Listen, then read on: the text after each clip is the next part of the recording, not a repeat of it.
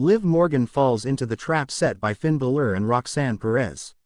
Hey everyone, welcome back. Today we've got some truly surprising and heartwarming news from the WWE universe. In the chaotic world of WWE, betrayal is never far away. Alliances form in the shadows. Enemies wear the mask of friendship. And sometimes, those you trust the most are the ones who cut the deepest. This is the story of how Liv Morgan, the resilient rebel, the woman who clawed her way back to relevance, was manipulated, deceived, and ultimately destroyed by a trap so cunning, only two twisted minds could have designed it: Balor and Roxanne Perez. What started as Liv's rise to redemption would end in betrayal so personal, it would shake WWE's women's division to its core. The build-up. After capturing the WWE Women's Championship at Backlash, Liv Morgan was on top of the world. Her victory over Becky Lynch had proven she wasn't just a fluke or underdog, she was now a legitimate threat. A dangerous one, but with every climb to the top, eyes watch from below, waiting to pull you back down. On the May 6th episode of Monday Night Raw, Liv made her first appearance as champion, standing proud in the ring with her title over her shoulder.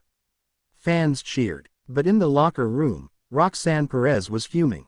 Roxanne, the self-proclaimed prodigy, had been overlooked time and time again. And watching Liv take the spotlight, after months of injury and chaos, enraged her.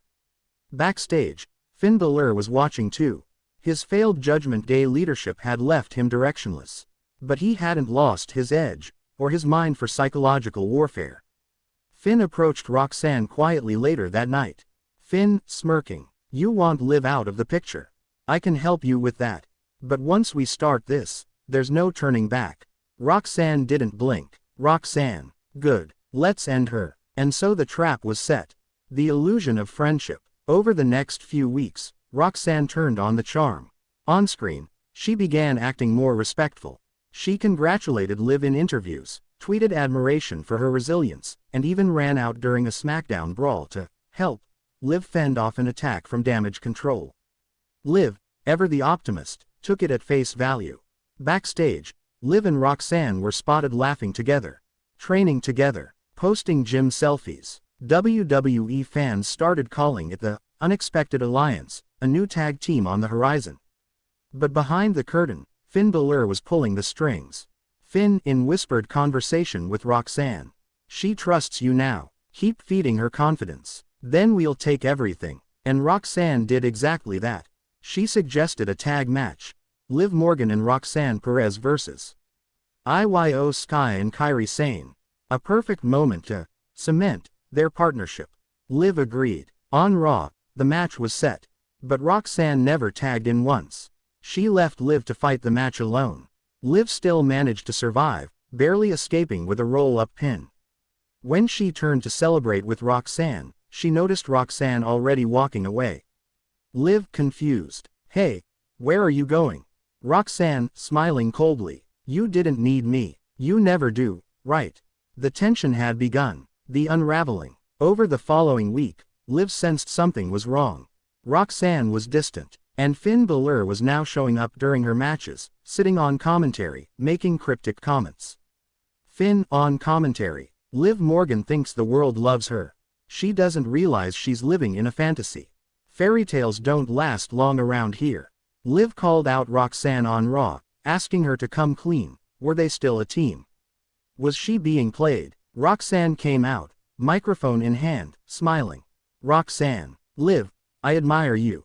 But admiration doesn't mean loyalty. You were just a stepping stone." Suddenly, Finn Balor's music hit.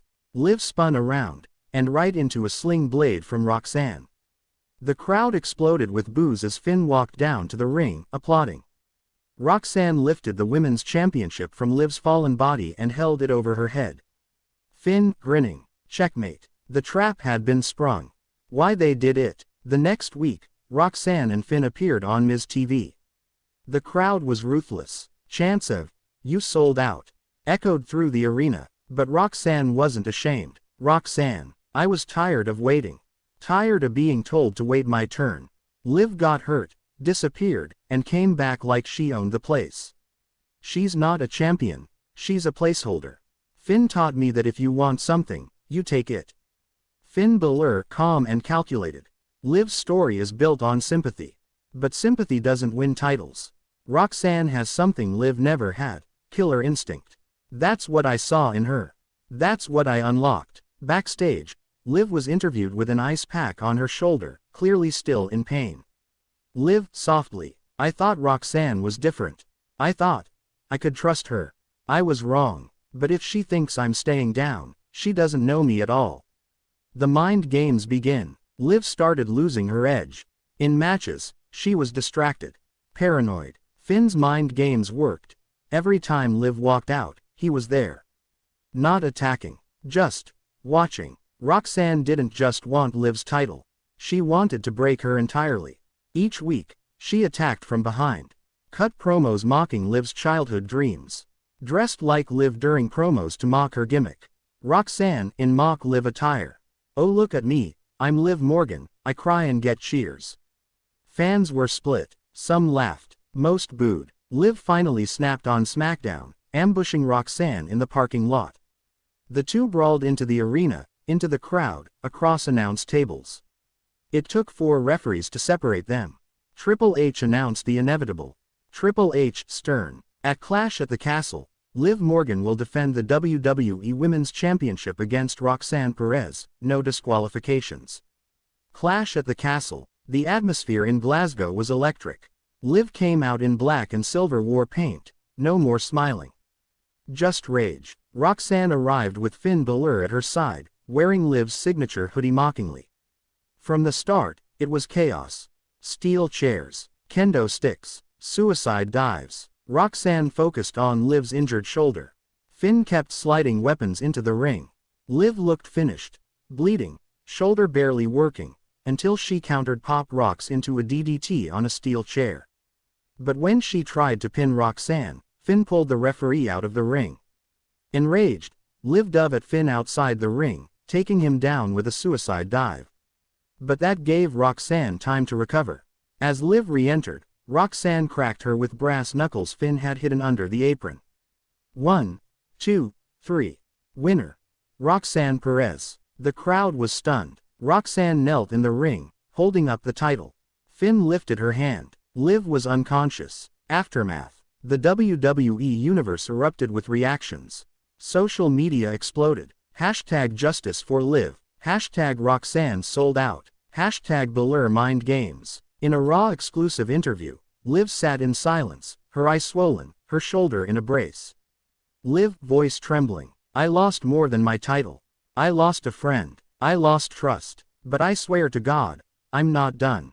Roxanne, meanwhile, strutted into NXT with the championship, laughing.